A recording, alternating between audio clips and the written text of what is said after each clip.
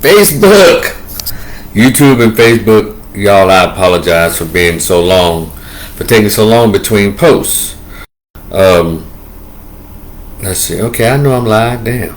It says you're not live. Well, anyway, I want to say what's up, y'all. It's your man Rico, and as always, I'm too damn opinionated. I am Rico the Opinionist. I just share my thoughts on things that's going on. Of course, I tend to let my topics build up, and I guess people want to hear from me at least, if not once a week, not every day. If not every day, once a week. But I know I tend to go weeks at a time, and I know every time I come on here after somewhat of a little hiatus, I always tell y'all that I'm gonna do better, and I plan to do better. I swear, I'm working on doing better.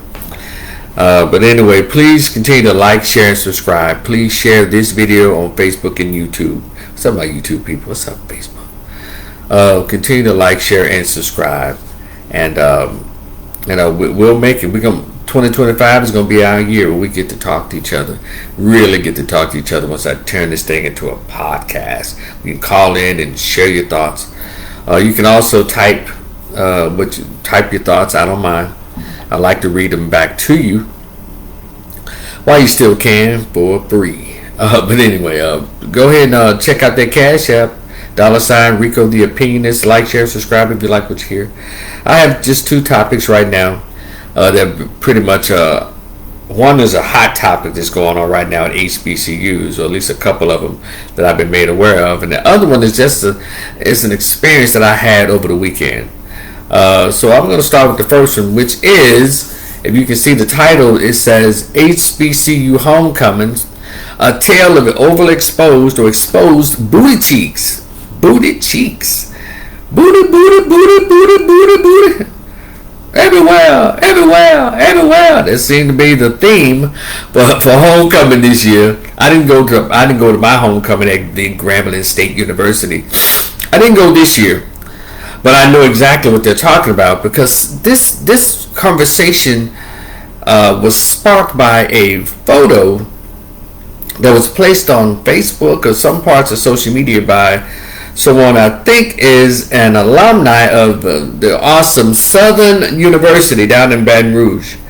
And he showed pictures, the bottom half, of young ladies, how they were dressed this year at homecoming. And of course, it should have been face down, ass up, but it was just asses out. And of course, there was someone else. I saw another video of somebody actually took video footage of how the young ladies, 18, 19, 20, 21, they're college co-eds, how they were walking around the campus with their asses out. Overly exposed. And for me, last year at Grambling State University, I saw this already going on.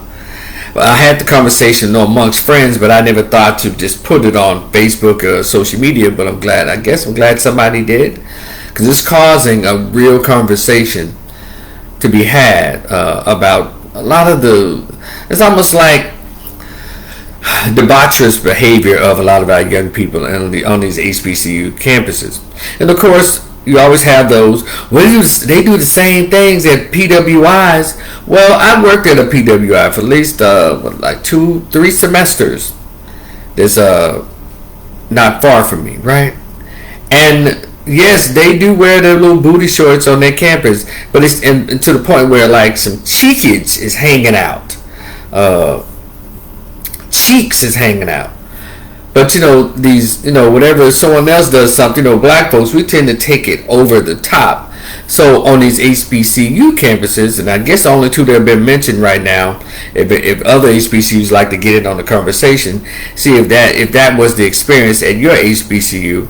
But Grambling State University and Southern University, mainly Southern, that is the conversation with these two campuses. But I'm sure there's across, as long as there are 18 to 20-year-old young women on these campuses, it was some booty cheek exposure, extra booty cheeks exposure going on. And so last year, again, when I walked around campus, particularly at the football game, and let me tell you, some older, I'm 55 years old, so I'm part of Gen X, and a lot of people in my Gen X generation, I guess, They were trying to figure out where this behavior is being copied from, and in my opinion, they mistakenly named Lizzo as the culprit. But to let you know, a lot of Gen X folks are not really in tune with what's going on today, because I guess they're doing the Gen X things, or some folks believe they're too good or too smart or too educated to be on social media. Because you hear a lot of folks in their late 40s and their 50s heading towards 60s. I don't do no social media. I ain't on no Facebook. I ain't on no TikTok or Instagram. I don't do no. Fine.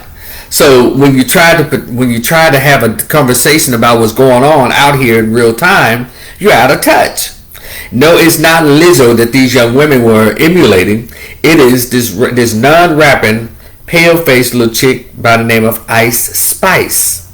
Ice Spice. Ice Spice is the one who wears the very short cheerleader kind of skirts that kind of pull in the front and pull up in the back, so you can see her exposed booty cheeks. Yeah, I'll just say I've seen a couple of videos, and even I saw her on BET Awards last year and all that kind of stuff this year. But yeah, it's Ice Spice. So y'all, all you old heads who just out of touch, go and Google, go to YouTube and look up Ice Spice's first videos, her videos, and what you'll see her with the little skirt and her booty cheeks exposed as she does this a mean twerk. Oh, my goodness, young lady. So anyway, that's what your daughters and your granddaughters are vying for. They're vying for, and also you can throw Cardi B into the mix. You can throw, if they was out twerking in it, but you can throw Carisha from the City Girls. You can throw maybe even a little Sexy Red in there, but mainly it is Ice Spice who pushed this trend of short skirts. Kevin, what's up? Kevin said, I like those cheeks. Hey, I'm with you, bro. So Kevin. And so, yeah, that's what's going on, y'all. So, but I want to say this, to the people who, the conversation's all over the place. And so, made it to the Grambling alumni group, and I'm sure it's all over the Southern University alumni groups and all in various Facebook posts. But the thing is, this has been going on, and I guess this year was the year for them to notice it. I noticed it last year. And one thing about it, when it's being discussed, you always have these people who come in and say, well, it's 2024.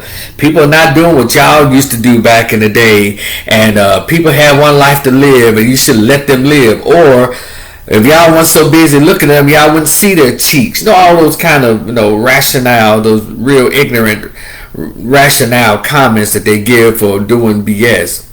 And oh yeah, I think a young lady, of course under 30, probably under 25, and she responded, y'all trying to push that respectable Negro here to impress white folks. Really, young lady? You gonna go there? No, damn well you don't know anything about the whole respectable Negro conversation. Because if you knew that, you also know about who Dr. John Henry Clark is. You'll know about who Dr. Julie Hare is. You'll know about Carter G. Woodson. You'll know about who the great scholars are. Dr. Joy Leary, Dr. Claude Anderson. You'll know about that. So don't try to pick and choose what kind of black colloquials or black research or black information that you want to use to try to push your argument of debauchery, push your proponents of debauchery. We're not going, and it is the goal. It is the role of older blacks, older people. Period. But we're talking about black folks. It is our job to guide the youth. But a lot of old black folks, Gen X and others, they tend to just look past it because I guess they think it's not them. But it's your daughters too. It's your granddaughters too. You can go to the mall. You can go to Kroger. You can go to Walmart and see the same kind of dress. But it happened at homecoming. I guess a lot of the older alumni came back, older, over 60, came back, and they saw what in the Luke Campbell video going on up in here. And so it's an old black lady who's probably 80. She was she was really letting folks have it, letting them have it. Young lady, she was like, young ladies, How you gonna walk around and expect men to respect you and you're not being respectable? Why you got to expose everything about you, leave no mystery for men to have any mystery about you? And if you're gonna be looked at as a young lady, you should dress like a young lady. It don't make no sense how so many of y'all around here dressing like, she was going in. Y'all know how old black ladies get. They be telling you the truth without even taking breaths. So, and her video is going around, and the thing is, this shouldn't be going on anyway. We shouldn't, allow this kind of behavior, and I'm saying specifically at homecomings, this kind of dressing. But I'm gonna tell y'all something. I'm gonna say two things. Personally, I don't have a problem. Well, I do have. It is, it is what it is. But let me go ahead and be petty and be a man, because I can't help but be a man, because I am one, baby. Yeah. But it's not bad. It's not so bad. Even though all the behavior is inappropriate. It's ramifications. But it's just when the little cute, the little pretty ones out there. Hey, what man doesn't have a problem with the little cute ones out there wearing the little shouty shouts and the little booty cheeks and all that, and they call it moose knuckles now and camel toe and all that.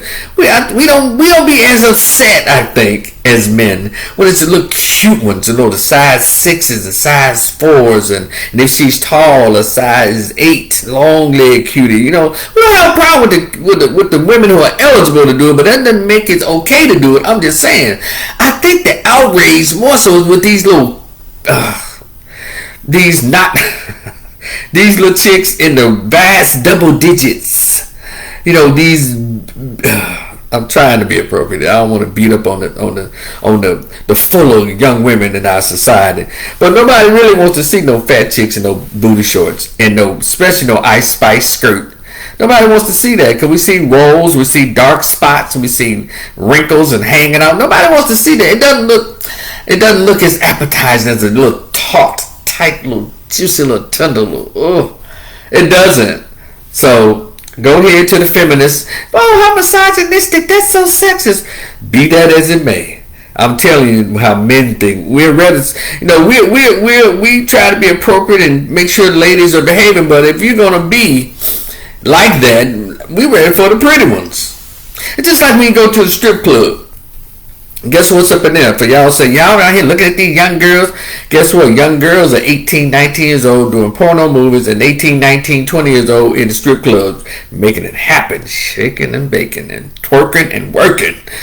So miss us with that kind of shaming language. We don't care. I don't.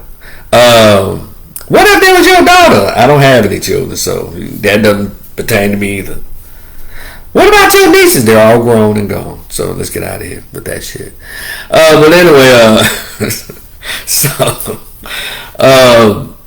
we don't have a problem with the little pretty girls doing their thing. But shame on you, young lady, because even if you find, if you're a smooth little something, little cute little thing wearing the Ice Spice style, there's consequences to that. And when the young lady who was coming at me with all these different excuses for this behavior, she said, we have one life to live. And I promptly informed this young woman that, yeah, we all have one life to live, but our lives also come in phases. Just make sure you don't do something in your earlier phase of life that could possibly serve as a barrier in your later phase in life. And run around here with your ass out, tattooed up, looking like a streetwalker prostitute. And then one day you might grow up and get some sense when you turn 30, young ladies. Or you may finish that nursing degree, or you may run for politics. Somebody can pull those pictures up and hold them against you. Just like with a lot of young ladies who allow guys to record them as they're performing sexual acts. That is the dumbest thing I've ever heard and seen in my life. Nobody cares about you, how you want to be as sexual. You can be as sexual as you want to be, baby. For real. But why do you silly young women and older women allow men to record you performing sexual acts? And miss me with the double standards, because y'all know that there is a double standard, because you're the ones who have to be chosen for girlfriends or wives by really good dudes, and respectable dudes dudes who are accomplished, educated, and self-respecting, they don't want a woman who is known to be a whore, or who is a whore, or she has pictures of her being a whore back in her day. Do you understand that? Because a lot of stuff we don't know. A lot of young ladies, y'all can come out of this scot-free. But you won't. You leave too much evidence behind. And this is what y'all need. You fathers need to teach your daughters these things. You can be as sexually free as you want to. Shout out to the feminists. Well, stop trying to police women's sexuality. We're not. I'm telling you, make it spread it wide, baby. Man, get on your knees and please. Feminists, because all that means is when you want to say stop policing women's sexuality, black women's sexuality, we're not policing it. We're just saying shut your mouth when it comes back to bite you on that. Well, it's a 10 years older booty cheek than you had exposed when you was 18, 19, 20, 22, 23, 24. Now that you're 28 to 32 years old and you want God to send you a decent man and not a man who came at you because you're exposed buttocks or you're exposed camel toe or moose knuckle. See, then you want him to be decent. And when you showing your ass, ladies, and you got your breasts up on your chin, well, you're gonna attract men who are looking at you from their belt buckle and below. And let me take y'all back some years. When I was a student at Grambling State University,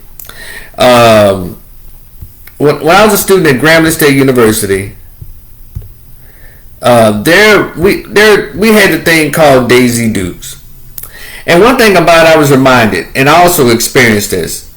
You know, there were girls who had Daisy Dukes on, but they wore like a shirt tied around in front of them. You saw their legs in the front, but you didn't see the back of the Daisy Dukes.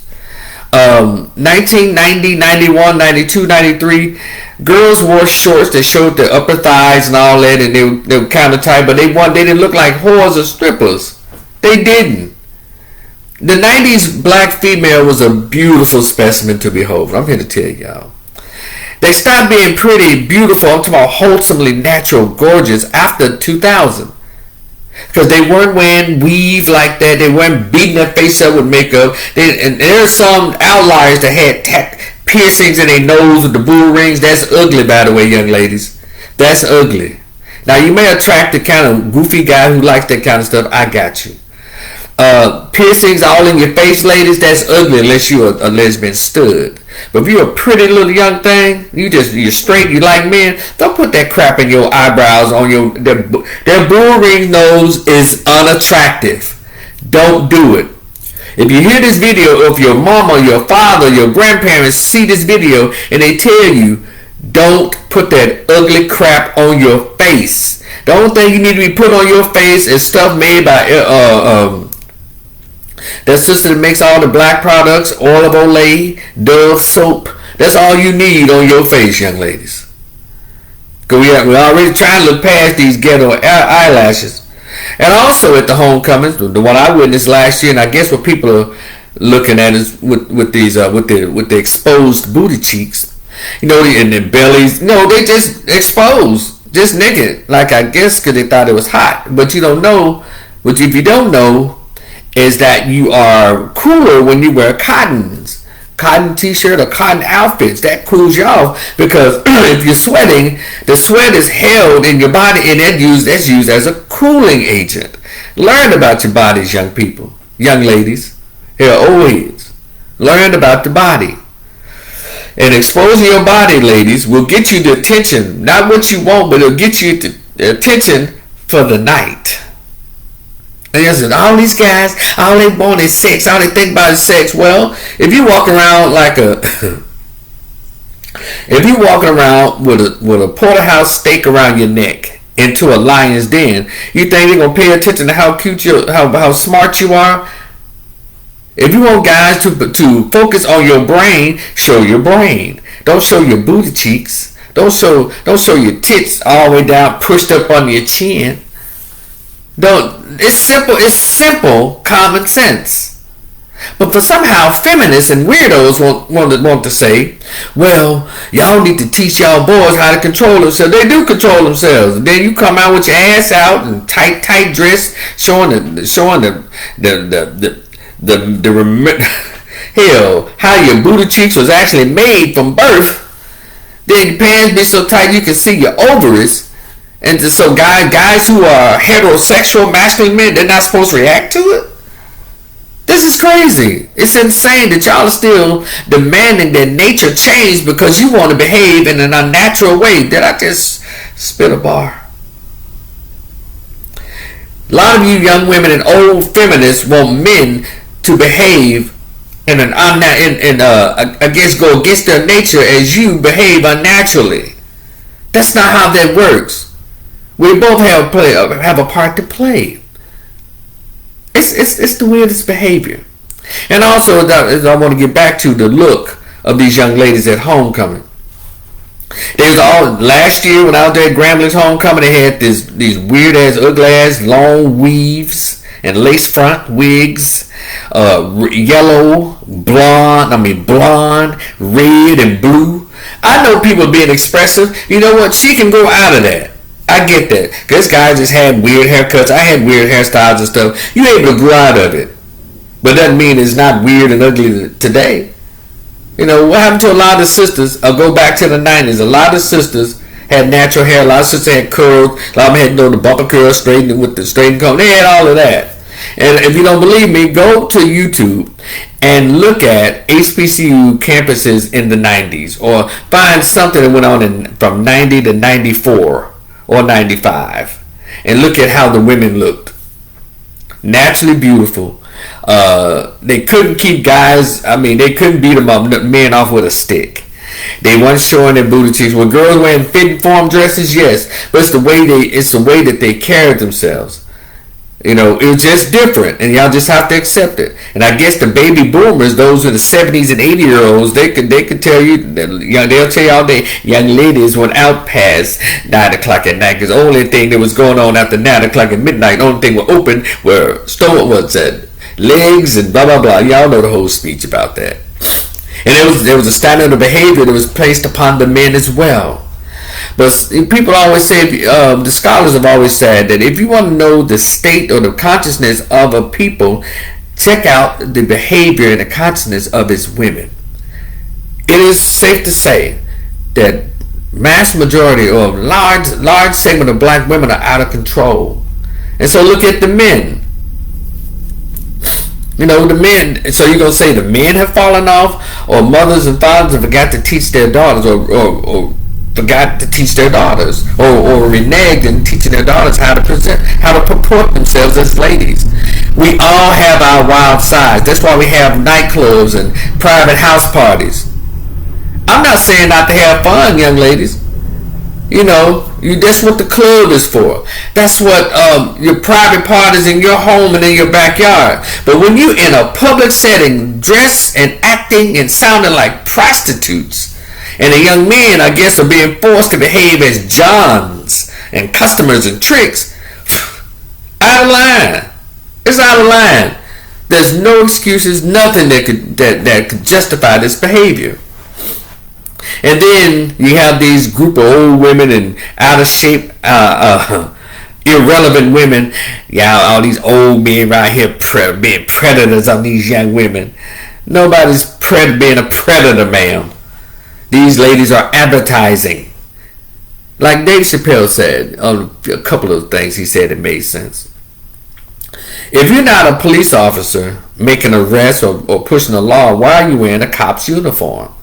So if y'all say, well, all these young women just like this, they ain't prostitutes, I don't think they are either. I think a lot of sweet young ladies, wholesome, sweet young girls, obviously they don't have the self-esteem to be themselves. They're just going along with the trends. We have a lot of young men who are wholesome young men, intelligent, articulate, and they have clean criminal records. But they have their pants sagging, they try to get these tattoos so they can follow the trend and look like the thug. And that seems to be the thing that's being pushed in the black race, thug and thought. I know this because I see it. Even in my hometown of Memphis, Tennessee, they decide to elect a young man, he's 44 years old, to be mayor. Guess what he's been doing for the black race in Memphis, Tennessee? Giving the key to the city to a thug rapper, Glorilla, who talk about nothing. The key to the city. Y'all know how big it is to give the key to the city to somebody, that's worth a lot. But the Memphis likes to give key to the city to rappers. I think Mayor Harrington or somebody when they gave the key to the city to 3 6 Mafia for that old weird ass, corny ass song, Howard Out Here for a Pimp. And these rappers don't contribute anything of significance to the black race. All they do is put out some garbage entertainment and they absorb the money from it. Well, so you got this young black mayor who's come from corporate America. He happens to be a member of Kappa Alpha Psi Fraternity Incorporated. And then you have the chairman of the city council, who's also black male, member of Kappa Alpha Psi Fraternity Incorporated. They think as though and another one, hold on, I'm not done yet. And then another one, who's a member of Alpha Phi Alpha, I think, who's on the city council, he's on the county commission, he gave the key to the city to Drake. The key to the county, key to the county to rapper Drake. These are all young black men uplifting and promoting thug and thought. And then recently, the same black mayor, the member of Kappa Alpha Psi Fraternity Incorporated, he gave he and that same city council person, chairman, who was a member of Kappa Alpha Psi Fraternity as well, they decided to name 2 streets in the ghetto, in the Orange Mound, after 2, they are legendary rappers, and I love these guys. A-Ball and MJG. They named street signs after them. And again, A-Ball and MJG are legends in the game of hip-hop rap. I bump it still. But thing is, I don't allow entertainment to cloud my intelligence. Did y'all hear what I just said? I do not allow entertainment to cloud my intelligence. And what these politicians are doing are feeding to the ghetto and the thug of Black Memphis, while they be corporate and economically appropriate to the white sectors of the cities. Did y'all hear what I just said? Y'all keep voting these people in. They happen to be Democrats. So I guess they do this to appease the thug and the thought of our race instead of appeasing the economic requests that we have. They're ready to throw a festival full of rap music and foolishness for the hood and the thugs. And then they call it, man, give it back to the culture. That's so easy and so cheap. Do you understand how the Democratic liberal politicians work with black people? So here we are. That's what's going on. And so, I'm gonna push this up. Okay. So yeah, that's what's going on. I know y'all like, damn, Rico. But I'm too damn opinionated. It's my t-shirt. And so we're gonna have to check these things. And so a lot of our young people, they take the thug in the street to college. When I was accepted to attend Grambling State University, leaving my hometown of Memphis, Tennessee, I lived in North Memphis. You dig? Straight up Hollywood, Springdale, all of that. Douglas, all of that. Goodwill Village, the whole 9 yards. Right? Cypress, shout out to Cypress and Northside High School. But I went to Fraser. But anyway, so when I left home to go to college to me was a step up away from my environment that I grew up in. Does that make sense to anybody? And when I arrived at Grambling State University, that was in my mind and my spirit. And it was like that for me. I moved a step up. When you attend college, you're automatically supposed to be elevated in your status in life. Number 2, in your intellect, because you go to a campus, a university, or a college. That is a place referred to as a place of higher learning. So you're supposed to be learning higher than your environment. But unfortunately, due to the hatred of education and even reading and too many people in our race, a lot of black kids go to HBCUs and they bring the thug and the thought and the stupid with them. We did the same thing, but one thing about Grambling State University, one thing about colleges, HBCUs in the 90s, it had something that HBCUs don't have today. Close your ears for those who like to talk about blackness. When I arrived at Grambling State University, they don't have these programs anymore, and it shows, trust me. We had this thing called Lyceum and Convocation. See, Grambling State University, like so many HBCUs, public HBCUs, they had what's called open admission, which if you had a 1.5, no, a 2.0 GPA, no, but you wanted to go to college, open admission gave you a chance. So when I came to Grambling, I had to take this what's called this Nelson-Denny exam. And this exam was like a measurement of where you were. And I was weak in math. A lot of students that took it were probably weak in math, or they were weak in English, or they were weak in reading. And they had what was called Brown Hall Basic Studies. And the director of that was my beloved, and rest in peace, member of Delta Sigma Theta Sorority Incorporated, Dr. Dorothy Alexander. And I miss her. I love her. That was my friend. And I love her. So, when you went to Brown Hall, the classes came in 3 sections: 096, 097, 098. 096 was the beginning, 097 was the middle, 098, but you can middle, 098, but you were able to, after like the first 4 weeks or 6 weeks of doing classes in there, you could test out at each level. So if reading was a problem, but they saw that you made improvement, and they would give you like a test to test out, you can then resume your regular college classes, like such as English 101, English Comp 2, and stuff like that, or college math and algebra and all of that once you test out in math. And that's how a lot of us came through. And I appreciated open admission. I appreciate it. A lot of people did, because a lot of these people that came through Grambling State University through open admission, they're a lot of your statesmen and stateswomen. They're business owners. They work at high up in corporate America. They work in corporate media. They work in they're therapists and social workers and high up in the criminal justice system. It came, meaning they graduated and succeeded. And so, hey Cassandra, your cute self. Hey Cassandra. Yeah, so open admission was a good thing. And also, we always had like 8,000, 8,500. We had a lot of students from all over the place. And they don't do that now. And so, when I came through there, I had in my head that I wanted to be different. So Cassandra said, "Tell him, Rico, I benefited from all of those programs." And Kevin is telling me, "You damn truthful, Rico. Your opinions are dead on, and some people can't handle that." Well, also, and thank both of y'all. And so, also, at my beloved HBCU, there was tiers, levels to this thing.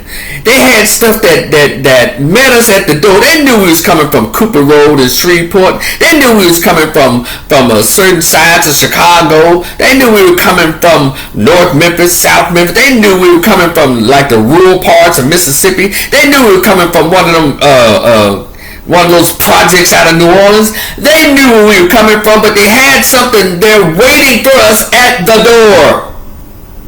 They didn't just bring us in there. So that's why and number two, they had professors and faculty who understood how important it was to instill appropriateness in the students, racially and socially. Did y'all hear what I just said? Racially and socially.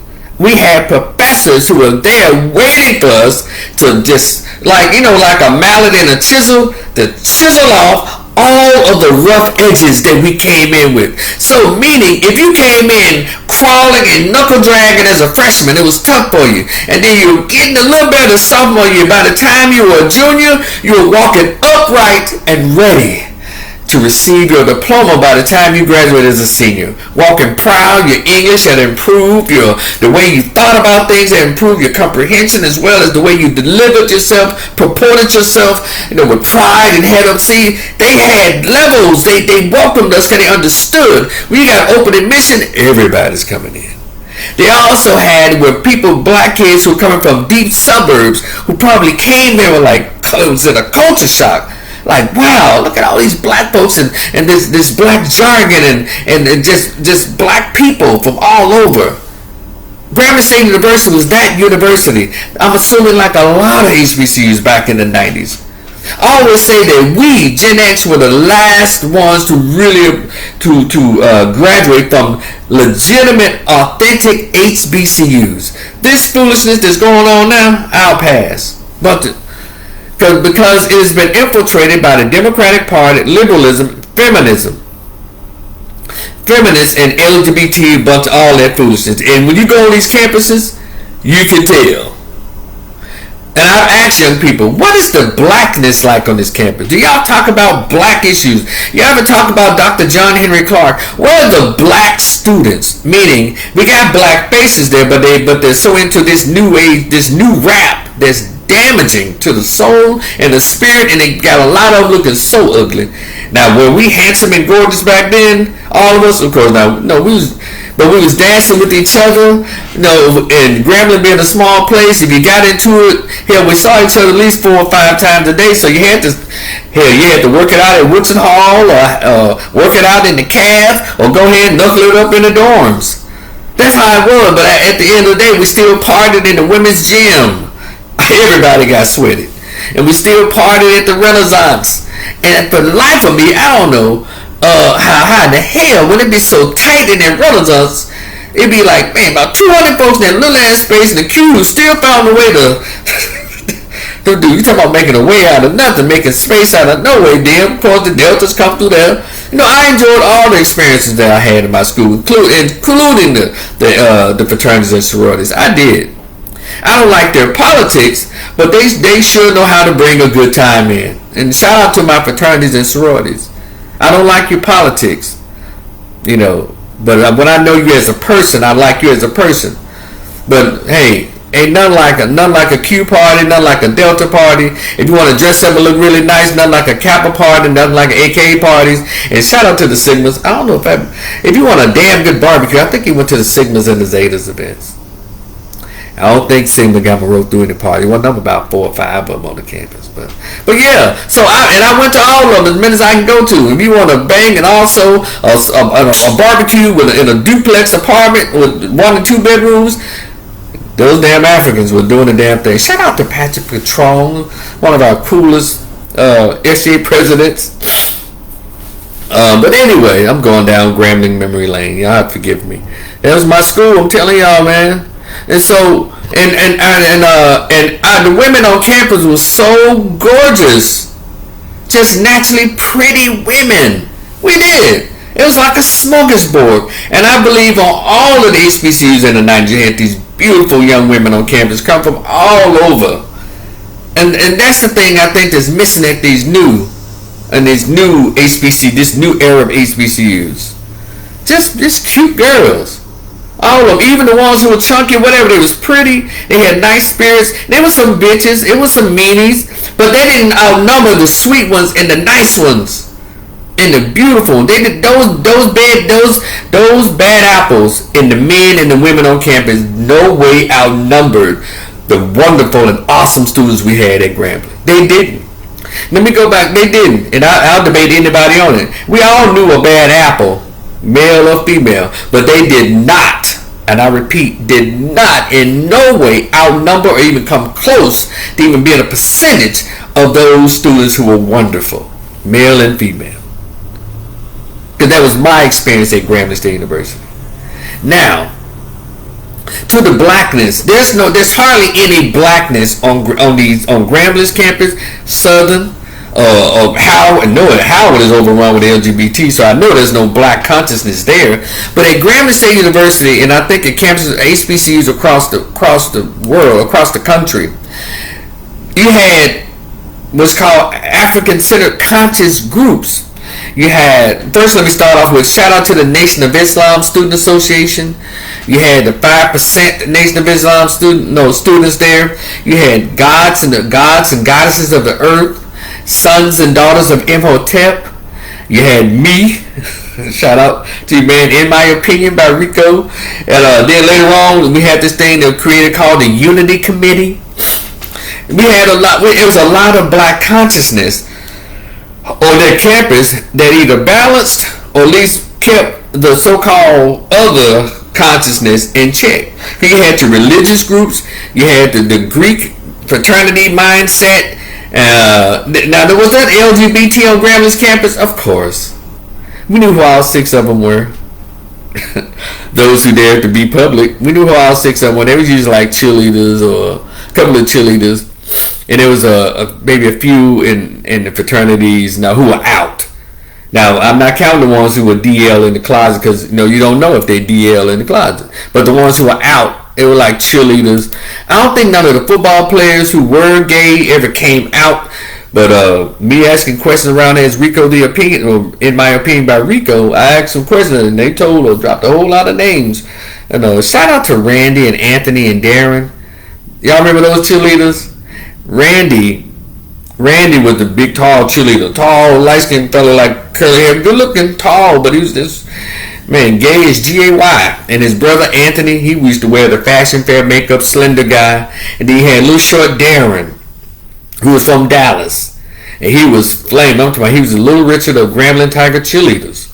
But those are the ones who were actually open. Then there was another one. I'm not gonna call his name. He may not even be out, but. But when I did that, I did an interview with them, and they told me who the other ones were. And I was like, well, if they ain't coming out, I'm not gonna name them publicly. But it was quite a few. It was quite a few of those guys at Grambling's campus who were in the closet, and they're still, I think, closeted, because a lot of them got wives and children now. That's amazing. But anyway.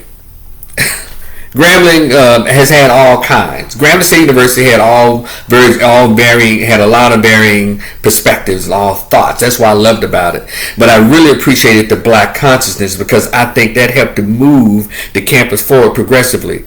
The faculty, a lot of the faculty was cool with it, but the administration back then, and I'm still relating to the campus today.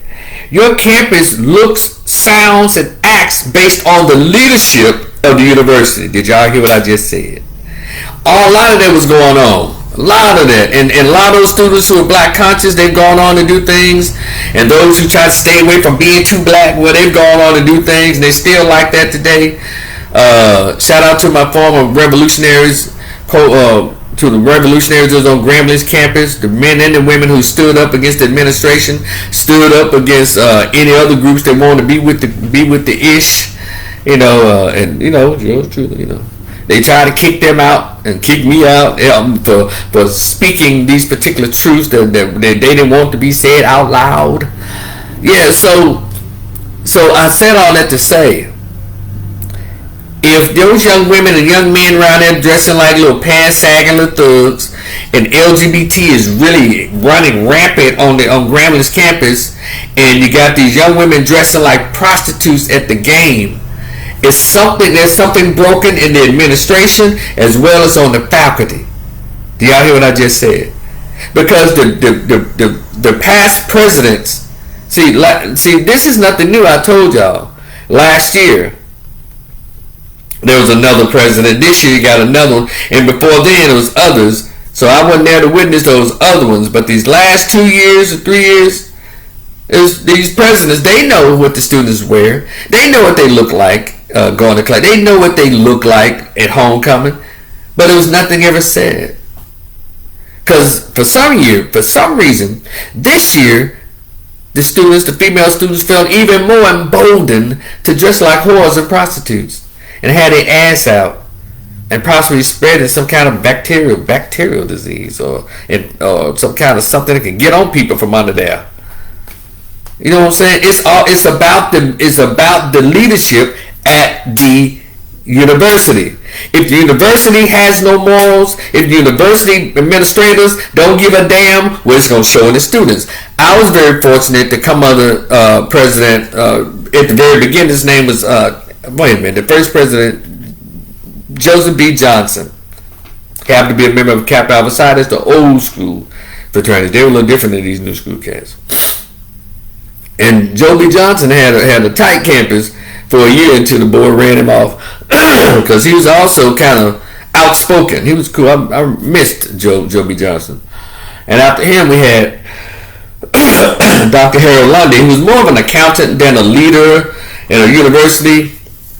But he was moved into the spot for whatever reason, and most of my classing came with him. And of course, I appreciate him. He wasn't a bad dude at all. He just didn't care for my antics. I'm sorry, during that time. So,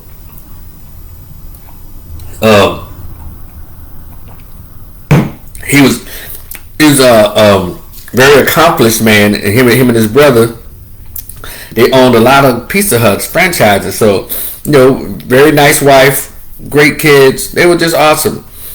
But that was a young me, man. I'm out there getting saved and getting told. So as a president, he had to do his thing. Like, young man, we can't have you around here, making folks uncomfortable. So, again, older people that we're concerned about, let's say Grambling and Southern.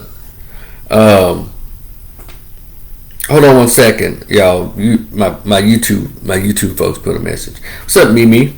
She said the last president was an amoral. Oh shit. Okay, the last president was an amoral individual. So, what do you think the atmosphere of the campus is going to be?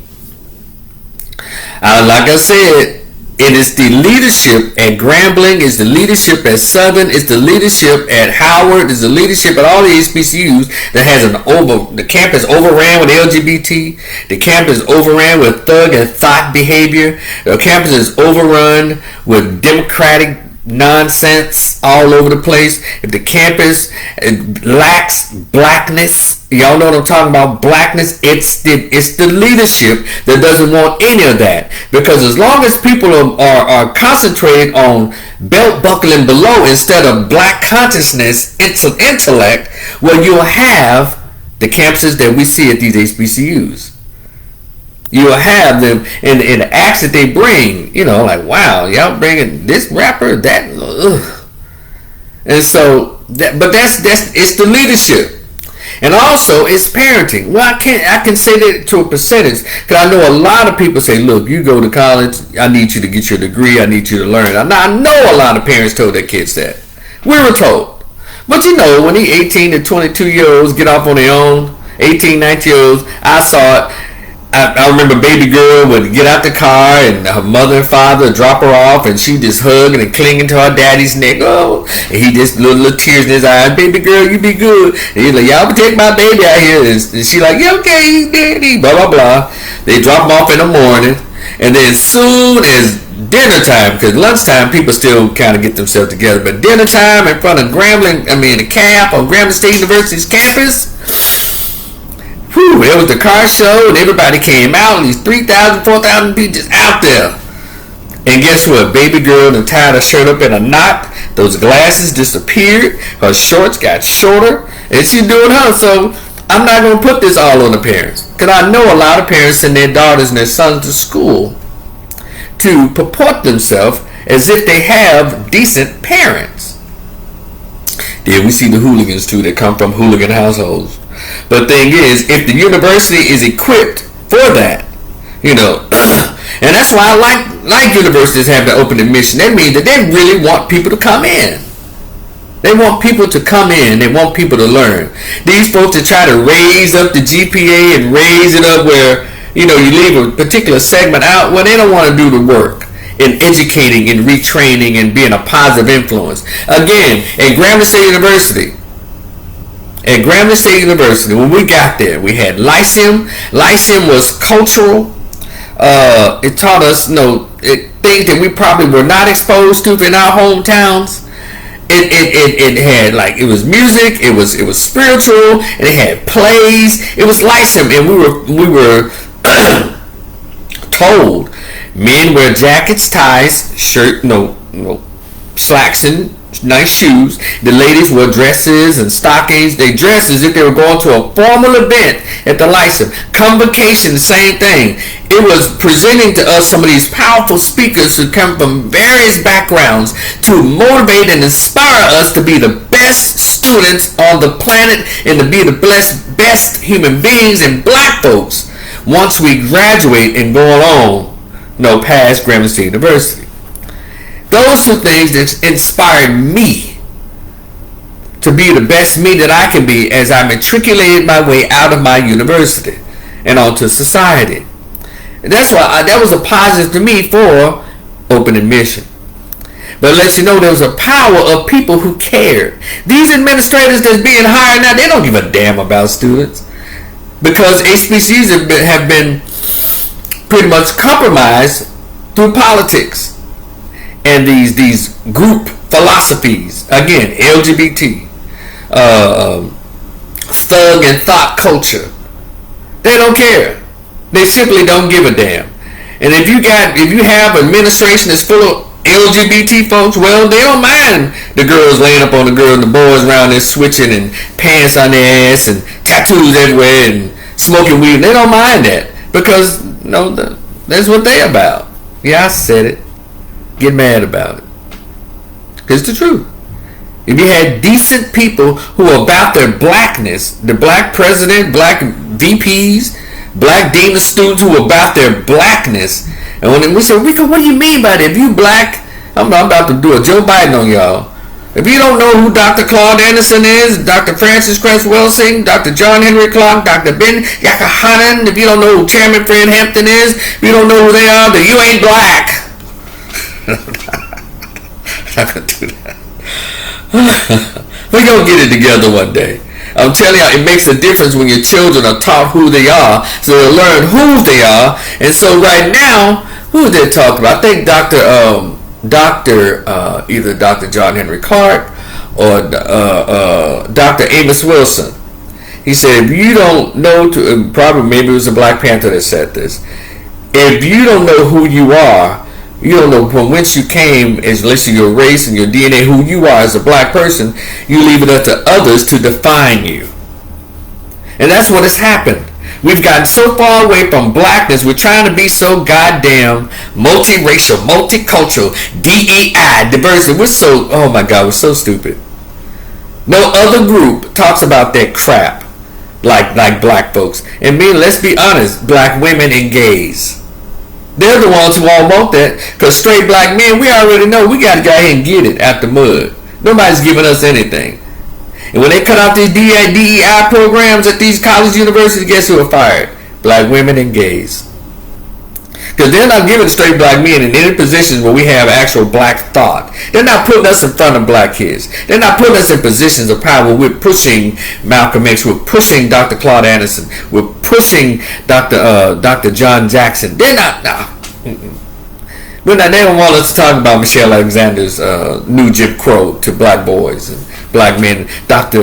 Jawanza Kunjufu countering the conspiracy to destroy black boys, or Michael Porter's kill them before they grow. No, they don't want black men to talk like that. They want us to be all diversity, DEI, inclusive, intersectional, zesty black dudes. Democratic Party. So that is what has permeated and poisoned these HBCU campuses.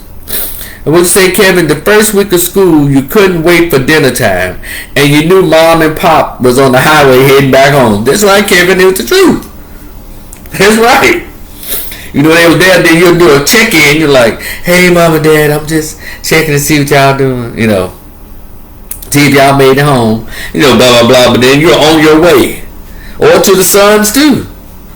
But I think I've driven my point home as it relates to what we can do with these HBCUs. We have to be involved and not be afraid to be grown people. And also, stop. How about you thinking outside of your kids only? Because at Grambling State University, and I know Southern, if I know Southern, they're going to have a conversation. And I hope those of us who are alumni will have that conversation with the president of the university and the VP and everybody else, have a conversation about decorum. And let's also institute blackness, black culture back in these HBCUs. Got it? We're gonna have to. You can't continue to, for the last 10 years, 20 years, pushing out these drones and these robots, empty-headed drones and robots. You see. It's one thing to learn your major and all that, but also understand the purpose. We love to bring up the names of people in the past. Harriet Tubman, Shirley Chisholm, Malcolm and Martin Luther King. We love to bring up those people. But you have to understand, those people pushing a particular, at some point in their activism, they're pushing a level of blackness. And then we had our scholars like Dr. Ben and others. And today we have people like Brother Ashwa Kwesi. We have Neely Fuller. I think he's still with us, in his 90s, still trying to teach. Still trying to teach us the importance of knowing who you are. Because one thing I do know, Jews teach Jewish kids about the importance of who they are. Greek, Irish, Italian, regular white folks, everybody teaches their kids the foundation of who they are. Except for us. We try to run away from it, and guess what? It has not worked in our favor. It's such a breakdown in the black structural foundation. It's ridiculous because we got away from blackness trying to show everybody else that we so cool. How stupid can you be? So real quick, I want to get into the second topic of an experience I had over the weekend. Me, like millions of other Americans, I work a part-time hustle when I'm not doing my counseling and my therapy with clients. On the weekends, I work a part-time hustle, right? And it's in securities and guest services, right? And this weekend, I was assigned to work a reggae or a world of music festival. It was in, held in DeSoto, out there in DeSoto, Texas. In a park, Grimes Park, right? And so it was like a 3-day festival of world of music. And then as I worked the festival and checked out the lineup, I think it's a little different than their usual reggae festival that they have here in Dallas. It was in Addison, and they had it in Valley View Mall, old Valley View Mall parking lot, and stuff like that. Well, anyway, for those in Dallas and Fort Worth, you know what I'm talking about. And it was something, I guess I never really paid attention, but you there working, you just checking the crowd out, and you're able to check out the acts that are coming on. It's something that hit me, and I've always felt about it just didn't hit me until this past weekend, all 3 days. It's a world of music, right? When you say world of music, you're playing everybody. But I didn't see everybody there. They had the reggae acts. They came like the black reggae. If you're on my Facebook page, you see I have a picture with iconic reggae legend Queen Africa. Like Africa's Ifrika, Queen Africa. She did a good job, and I loved her. And there was a couple other reggae acts that I hadn't heard of, but I enjoyed the music. But it was very telling. They had this huge Tongo and Samoan, those acts. I said, what music comes out of Tongo and Samoa? I think one guy got up there, he did his thing like, but I realized that they don't have a musical culture there that's worldwide. So guess what they were singing? They were singing Charlie Wilson and Marvin Gaye. They were singing the acts were singing a lot of R&B songs. They had all of their family members come out there, Tongo and Samoa, to come out there. They drew a lot of them out there. So I never heard that. They were singing a lot of, there goes my baby, and Marvin Gaye stuff, and just all the songs were really, I think there's some Al Green in there, so it's just so the genre of music that they latched on to is R&B and soul, I guess. So that's interesting. Then I saw the white acts who was supposed to be reggae acts. I said, okay. I've seen on videos and stuff and heard, in the 80s they had white acts that did the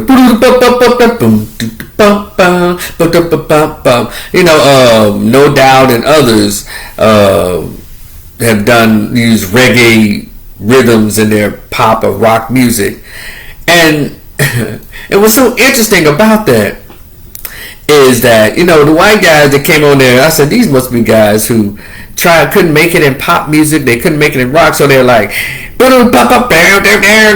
try to blend the reggae beats with their lyrics. And I realized that when they do reggae songs, these white guys doing the reggae, they were taking like songs from the 80s and putting like Bob Marley beats to them. Let's give me an example, something like Billy Joel. Now everyone knows Billy Joel is one of the pop icons of the 80s. Let's say the white guys do something like this. A song like, we didn't start the fire, but the plane was burning as the world was turning. We didn't start the fire. Y'all know the Billy Joel hit, classic. Well, the white guys are doing like, we didn't start the fire, but the plane was turning and the oh, so that's y'all. That's y'all version of reggae, huh? And then they get to this part, y'all know the breakdowns in reggae is just awesome. They go like boom, boom, boom, boom, boom, boom, and I'm like, I don't like that. And I was like thinking, I don't like that. There's something so cultural appropriation about all this. All of it. It's some cultural appropriation. And I guess the organizers of the thing, they wanted to be verse. I said, if it was world of music, I was expecting to hear some artists from Kenya and Nairobi, some R&B acts or neo soul acts, and even some gospel acts. It was gonna be world of music, not just some true reggae artists and black cosplaying Samoan and Tongo and black cosplaying white guys singing reggae with the dirty nappy dreads and all of that. Oh, they got the whole look. I didn't care for that, but later on, when the reggae band, the featured reggae act, was Queen Africa and her band, and as well as other black dudes who was actually reggae. Walk them out, the money, God in Christ, you better come out, bow them out. I said, I noticed the difference, and we've always said this about quote unquote black music, be it jazz, be it gospel, soul music, even play rock, reggae, all these musics. All of these genres of music that originated with black people, they come from a place of struggle. They come from a place of thriving for hope, and it was come from a deep faith and come from ancestral prayers and the root of blackness and who we are. I say this because I know this, because I experienced this. Whenever you hear gospel music sung from its core, when you hear real soul music of Otis Redding and Sam Cooke and Aretha, that music comes from a people who are coming from a suffering. And you can feel it in the music. And when Jimi Hendrix played that rock guitar, the way he did it, it was a little different than when Eric Clapton did it. And Stevie Ray Vaughan, his blues guitar didn't sing like B.B. King's Lucille. It wasn't the same, and you can tell it because we pick chords that they're exactly attributed to or tributes to the soul and the suffering of a people. And I felt that when the reggae acts came on. Because when they spoke, I didn't catch all the words. They speak with such a rapid patois. And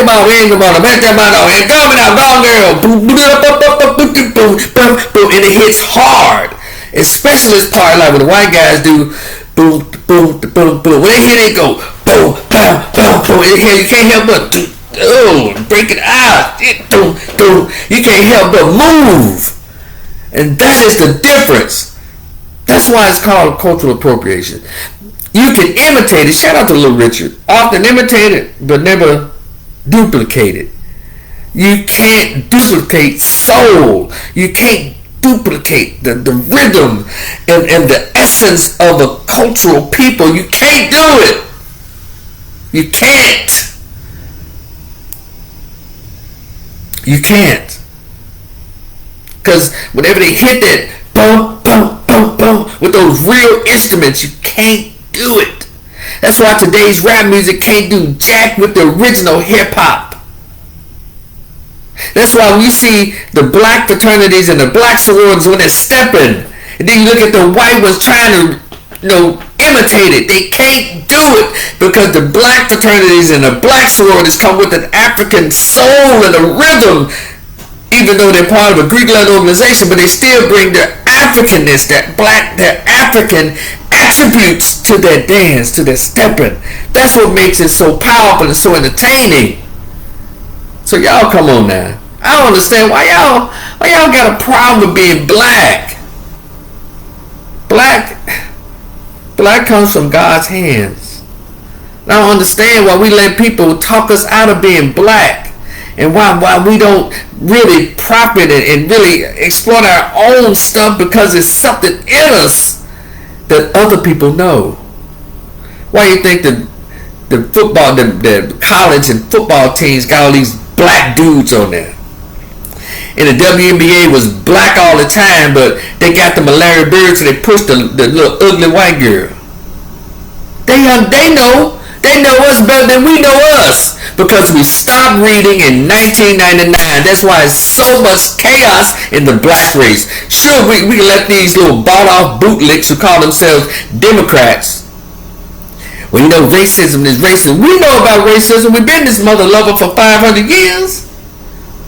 But don't get distracted by it and get to the rhythm and the core of who we are. But hell, even immigrants come over and get to mess around with black folks, because they look at y'all like, well, damn, they have this romantic fantasy of who black people are. Then they come and see us in these horrible conditions intellectually. Hey, Kenyatta, you doing all right? When they see us in these intellectual, these mental deplorable conditions as black people, they're like, oh wow, I guess historically they was popping, but right now they doing drugs. Most of them are homosexual. The daughters dress like whores, and the sons don't want to be men, and the men are too busy chasing white girls and other girls, and the women are lusting, hoping a white man to pick them. They see we're just all screwed up because we made a conscious decision to run away from black, and we allowed other people to redefine what black is when it's already been defined by God. From our lips to our sisters' hips, to our eyes, our eyelashes, our hair, everything has already been defined, but we stopped reading, and that's why we're so messed up. So it don't matter who wins these elections until we get back to black. The Dr. John Henry Clark black, the Dr. Ben Yakahanan black, the Dr. Frances Cress Wilson black, the Dr. Claude Anderson black, until we get to Neely Fuller black, until we get to Dr. Jawanza Kunjufu black, until we get to Michelle Alexander, which she's talking about in her book Black New Jim Crow, until we get back to Dr. Julia Hare, we get back to Dr. Joy Leary, until we get back to what black is. Shout out to Dr. Amos Wilson. Until we get back to that, we're going to continue to be screwed. We are. Because every day we push out the original spirit of God in our continent out of our bodies, because we're trying to impress other folks. We're scared to be pushed to the side. We're scared not to be looked at as being inclusive. No one else has that. No one else, no other racial or ethnic group has that fear of being told you're not inclusive, except for black Americans. That's why we fucked up. That's why Grandma's Homecoming had them little naked ass girls around there, and them little zesty boys all day long. Little thug and thought culture at these HBCUs, because the HBCUs they purposely, with the hiring of these particular groups of blacks to lead these schools, they purposely got away from black consciousness. That's why it's so niggerized at these HBCUs. And back to the whole reggae thing and the culture, I just wanted to share that. Let me go and get some lunch. You boys here, I'll be back later because I have a couple of other things I want to share with both of y'all on both sides, Facebook as well as YouTube. Y'all continue to like, share, and subscribe, please. And the Cash App is there. Hey, if you like what I'm talking about, hey, holler at your boy. And number two, if you like a copy of my Black Book List, $5, hit the Cash App. Please leave an email where I can send it to you. If you like a copy of my Willie Lynch letter, I have a nice copy, $5 on the Cash App. Please leave your email address so I can get it to you. Y'all enjoy the rest of your day. We'll vibe later. Y'all be cool. Hold on, YouTube. I'm gonna say goodbye to my Facebook family, y'all. We'll talk again. And y'all like, share, and subscribe. Or share this video, alright? Y'all be cool. Talk to y'all later. Peace.